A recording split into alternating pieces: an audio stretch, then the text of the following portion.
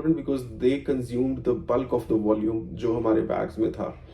और उसके अलावा जो चीज़ हमसे बन पड़ी थी हम अपने साथ लेकर आए थे, क्योंकि this was one chance for us. And अब हमें लगता है कि it was totally worth it, क्योंकि यहाँ पर हर चीज़ सोने के भाव मिलती है। मतलब एक बेल्ट भी है ना जो पाकिस्तान में आपको 600 रुपए की मिल जाएगी, वो बेल्ट आपको यहाँ पर 6,000 रुपए की मिलेगी।